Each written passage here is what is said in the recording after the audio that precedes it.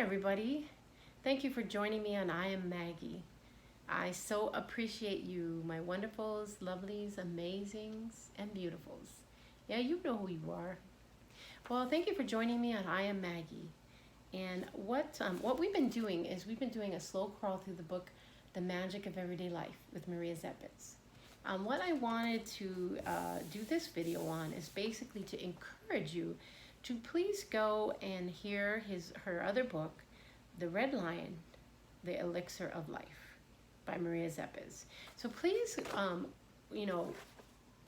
type on over, but go to Brian Scott's channel, The Reality Revolution, and just type in the name of the books.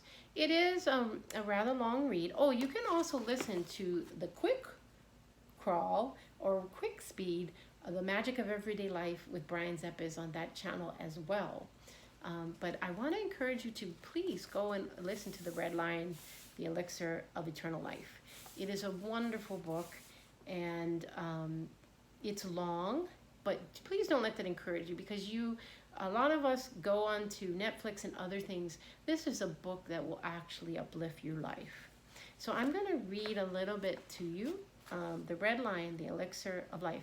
Oh, and when you do get a chance, please hit subscribe and like and leave your positive comments. I really, really appreciate it. So thank you for coming on by. So here we go. Conceived amidst the horrors and hellfire of the Second World War, Maria Szepes' novel about a man's search for the elixir of life offered a glimpse of hope at a time of conflagration. By giving a broad cosmic perspective to the events touching the lives of everyone in Europe, and in those years, she put human existence in a broader scale, extending beyond daily life and putting forth a reason for existence within the entirety of the universe. And I'm just going to say that I really believe that coming back to this is important right now, as we have never lived in a time such as these. So World War II, as you know, was no joke, and she helped bring perspective and healing in a time like that. So you know this is going to help us in a time as this. So after the war, this remarkable book was published in Budapest, but was soon banned by the government. Following decades of hibernation, like the phoenix rising from its ashes. Oh, wow, I didn't know that. It took on a new life. It was translated into German, and in 1984 became the Book of the Month in Germany. Then in 1985, it won 4th place in the prestigious Fritz Lawitz Award as the most interesting foreign novel. That year, it was republished in Hungary, and altogether in Europe, more than 300,000 copies have been sold. And I hope, maybe to find out, I think Brian Scott covers this, but they really tried to destroy this book. From what I understand, they tried to burn every copy, and thank God somebody saved like 4 or something to that effect. Don't hold me to those exact statistics, but what I'm saying is they tried to make it not possible for this book to reach the world. And as you know, ideas are very powerful. So there is quite a few comments on how fantastic this book is, but what I'm going to read to you is a synopsis by Maria Szepes herself.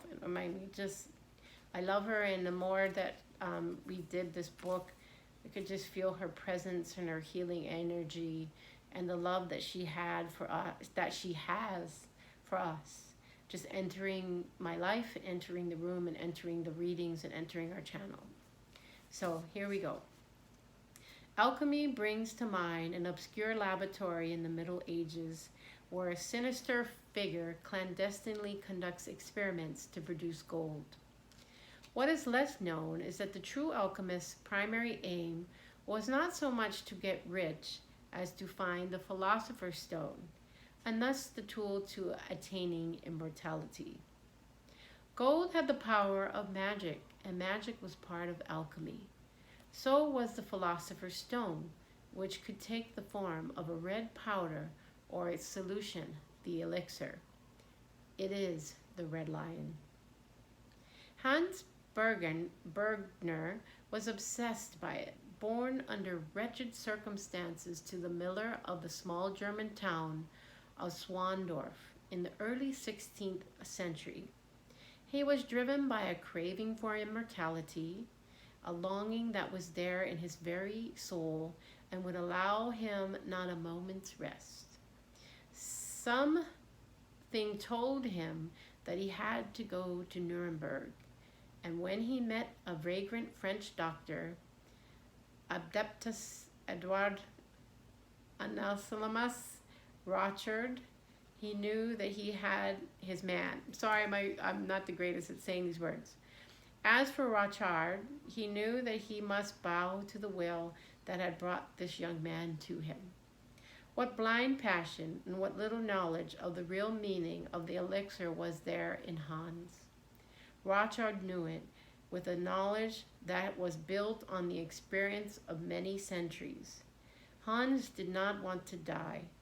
Little did he know of care that there were things much worse than death, and there was no certainty that he would ever reach the true knowledge. All Hans could think of was to attain the elixir, and Rochard must give it to him. The drive was so strong that no moral bounds, no conscience could hold him back, even at the cost of killing the very master he respected. Rochard's eyes, as he knowingly looked at Hans at the instant of his murder, would haunt the young man for many centuries.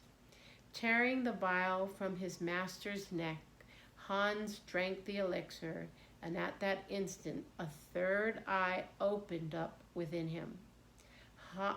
Humans steeped in earthly passions cannot penetrate the veil that covers this window to the myriad of astral levels. So if we are staying down in our lower order values, so to speak, like lower natures, we would not be able to pierce the veil. Hans did become a seer, but his level was the astral underworld. Beneath the crust of illusions covering the physical world, he now perceived a terrible other empire of unbearable intensity, and a symbolism which he was unable to decipher, and which therefore was menacing. Hans must live every moment. He must struggle with his demons, and death cannot release him. In this age of alchemy, there were those who had the power, but they lived in disguise because they knew that the outside world would not understand. That's like now too. Only the phony prophets' voices rang loudly. Kings and emperors, lesser lords and high priests, all were out to fetch their own alchemists to procure their power. They were willing to set up the best laboratories to provide them with luxuries so long as they could be expected to fulfill the Lord's expectations. But woe to those who could not. Hans Berger fell into that trap. His vanity and lust were his downfall. Having learning many of the basic tricks of the trade, he showed off his ability to perform a transmutation in public. He was just the man Viscount Bradenburg-Oshkosh was looking for. With a character too weak to be either honest or utterly ruthless, the Viscount himself was possessed by demons, just like Hans, and he forced him to evoke the spirit of one of his victims, the famous alchemist Solomon Trismosin. Before he disappeared from the Viscount's torture chamber, Trismosin had left a warning message in blood on the wall. In the darkness of the laboratory, Hans conjured up the spirit. But what to the Viscount appeared as Trismosin, to Hans took on the features of his own victim, Rochard. There was penitence in both, but neither had the strength to overcome his own nature. Thus, they could not be absolved. To the Viscount, Hans was now the enemy because he knew what he should not, and he had failed to bring relief. Hans was thrown into a dungeon and left to die. But Hans had drunk from the elixir, and it was still there in the vial hanging around his neck. He was doomed to remain in the pit for all eternity. Alas! Although the strength in his body did prolong his agony, his soul was finally permitted to escape. Hans learned that immortality was not of the body, but the mind. His consciousness forced him to see and remember his past life, and all the lives he was doomed to live, and the death he was doomed to die after that. Devoid of a body, Hans' mind was tossed around in the astral world before he was reborn in Marburg in 1560. A frail boy, he was relieved of his body again 10 years later, but not before having re-encountered Amadeus Bar, a one-time friend of Ochard's. Bar learned of Hans' true identity, and taking pity, he revealed to him his chance for salvation. Hans must create the Philosopher's Stone and succeed in performing transmutation on 3 planes of existence, the physical, astral, and spiritual levels.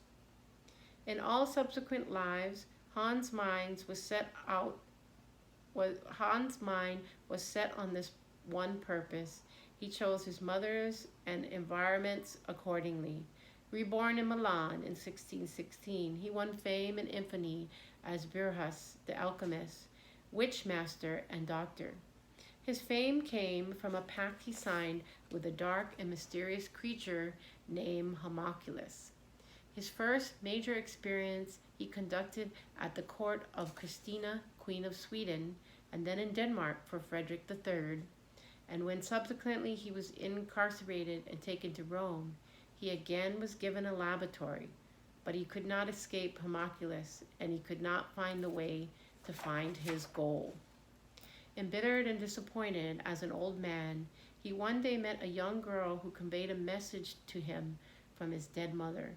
Following her advice, he was able to shake off his fiendish partner, Homunculus. No easy feat. He died a free man, to be reborn in Bernese as the son of a noble exile for his adulterous ways, and the mentally disturbed daughter of a local farmer. This life taught him the consequences of promiscuity, both his father's and his own.